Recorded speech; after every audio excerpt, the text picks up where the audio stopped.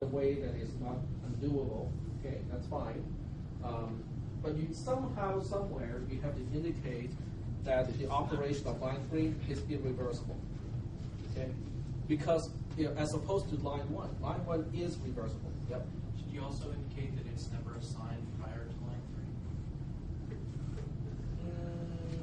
Because that would be changed. Okay, I see. Yeah, you can add that too, right? But the crucial point of this, is that line 3 destroys the original value or the value before that line without any possibility of reversing it. Okay?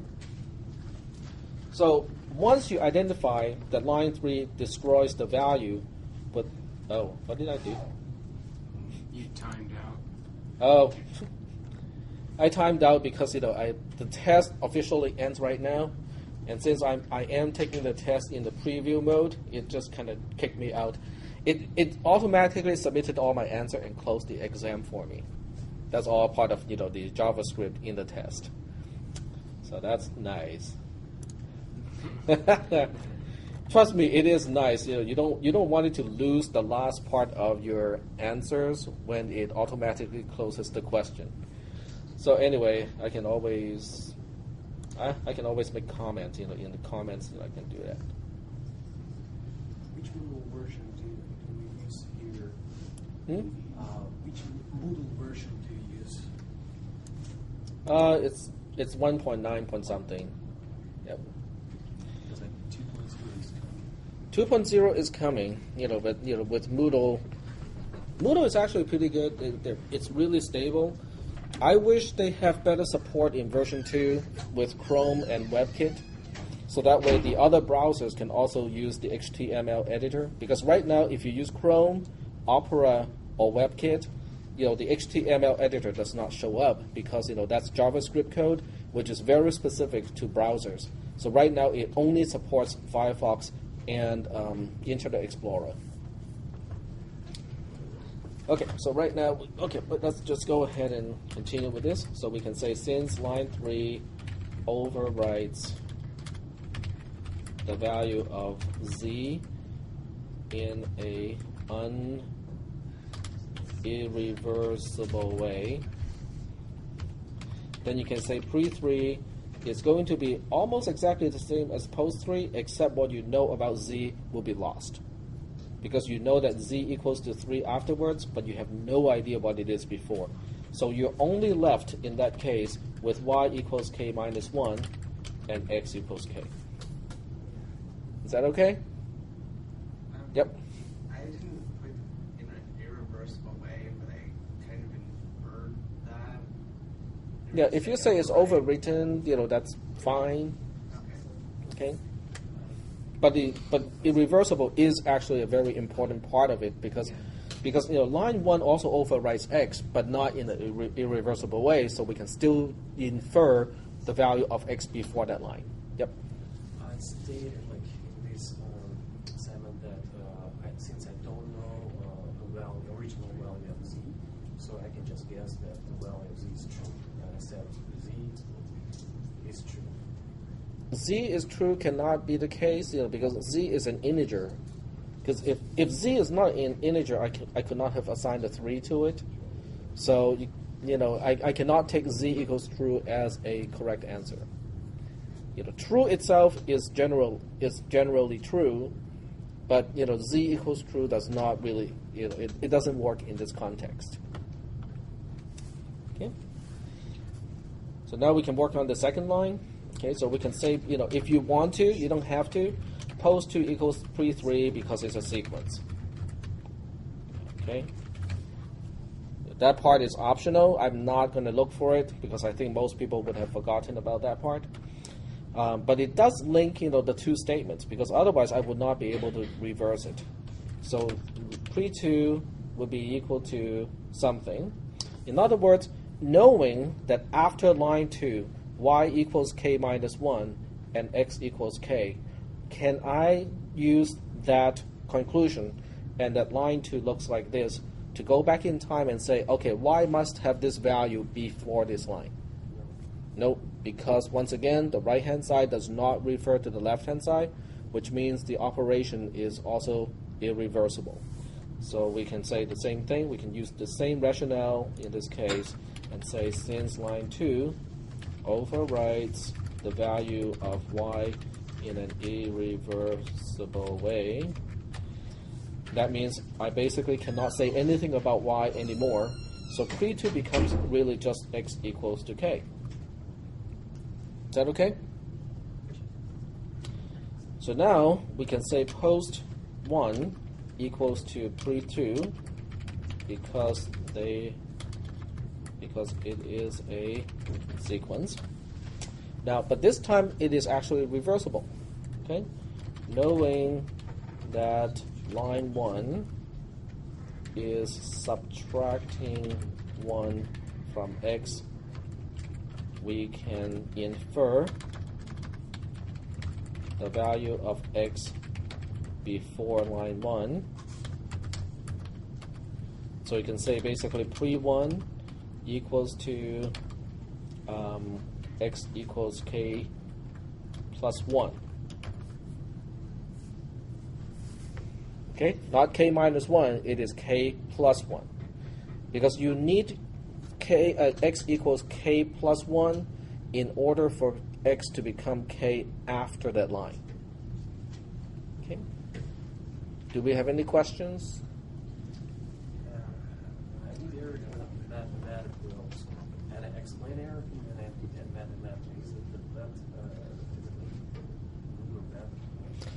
Well, using mathematical notation is not necessarily a good thing nor a bad thing. It depends on whether it is right.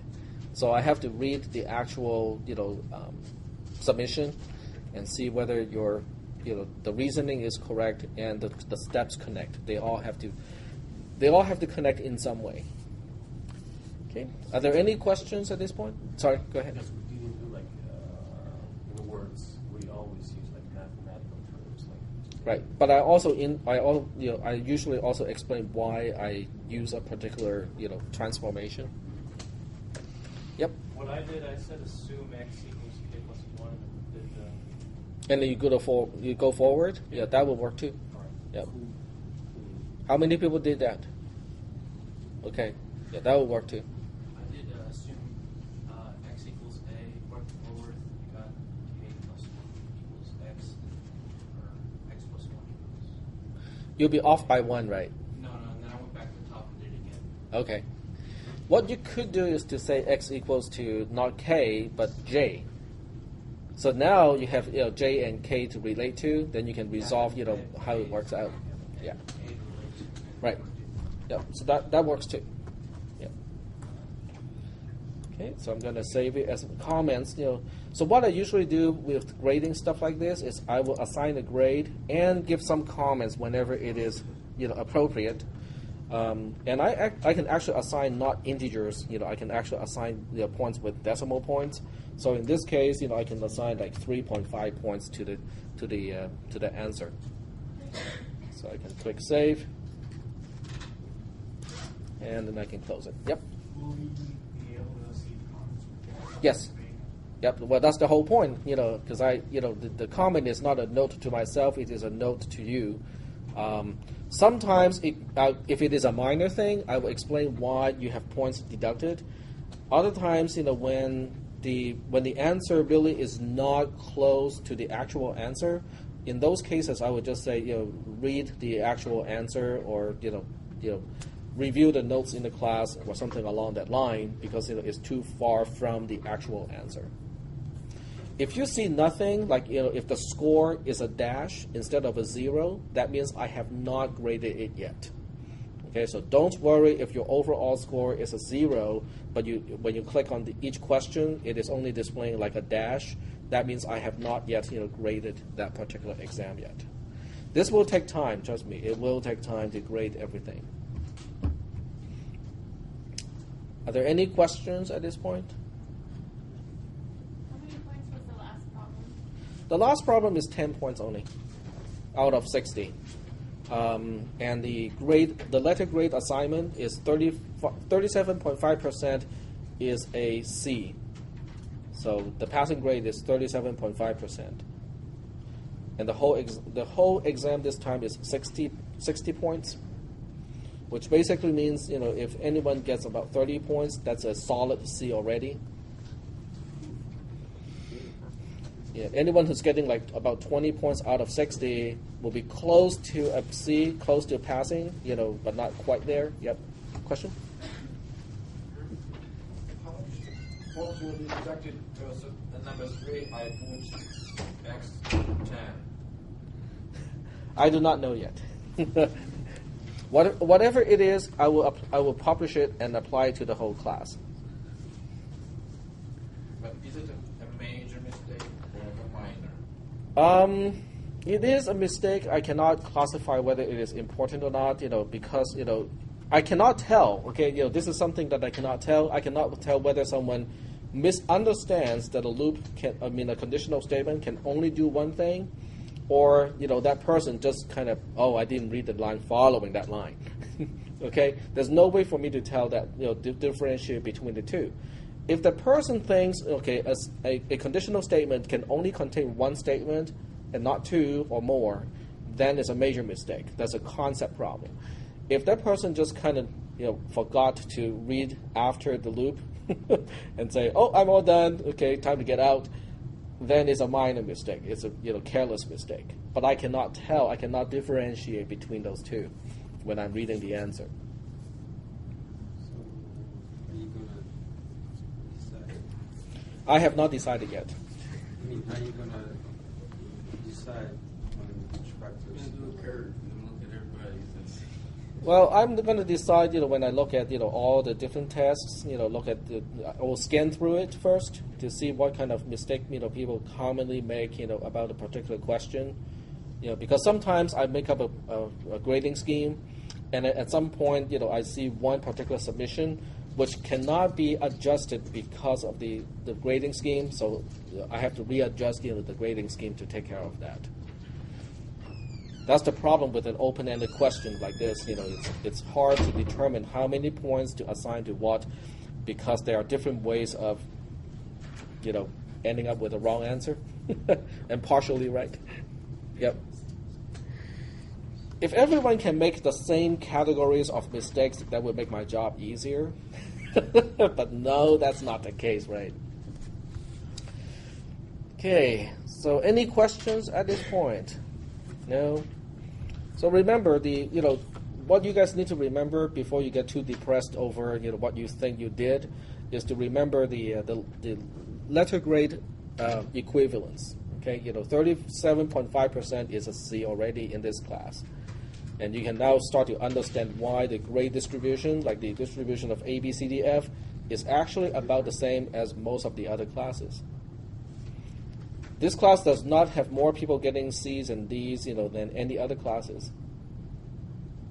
It's not anymore because of the lower entry level to get to a C, but it's not anymore because of the difficulty of the questions. Yep. Assuming that a person is sitting here being totally depressed because they know they really screwed up on this exam. Well, I can still share. How much of a percentage of our overall grade for the semester is this one exam? Should we drop the class then? Did you drop the class? Well, that's a very good question to ask, and it's a really hard question to answer, because if you guys still remember from the syllabus, which is also linked from the website, that you guys have signed, that you know where to find and have read already, I should have, also added in the choice, and I have memorized the syllabus, right? That will get people and say, you said you memorized it. Oh. End-user license agreements for years. Just click. Roll and click. Yep. Okay, so according to this part here, where's my grade assignment? Oh, right there. Okay, so all the homework assignments